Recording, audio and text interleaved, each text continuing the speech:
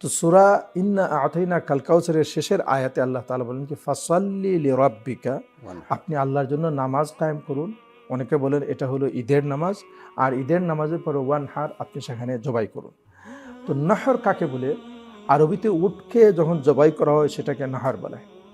স্বাভাবিকভাবে প্রাণীকে আমরা গলা কেটে যেভাবে আমরা জবাই করি এটাকে আরবিতে জবহ বলে। আর উটকে এইভাবে উটের গলার এখানের মধ্যে ছুরির দ্বারা শুধুমাত্র এইখানে একটা রোগ কাটা হয়। উটকে আমরা যেভাবে গরু ছাগলকে মাটিতে শোয়াই আমরা জবাই করি, উটকে এইভাবে না, উট দাঁড়ানো অবস্থায় উটের গলার মধ্যে এখানে তার এই রোগটা কেটে দেওয়া হয়। এটাকে আরবিতে কি বলা হয়? নাহর বলা হয়।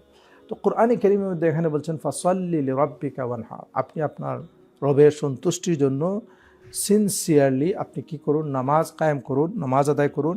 আর ওয়ানহার, এরপর আপনি কুরবানি দেন।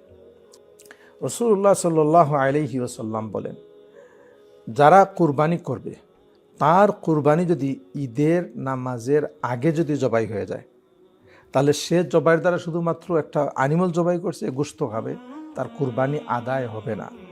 বরং ঈদের নামাজের পরে আল্লাহ তাআলা কি করছেন? এই পশুটাকে জবাই করার কথা বলছেন।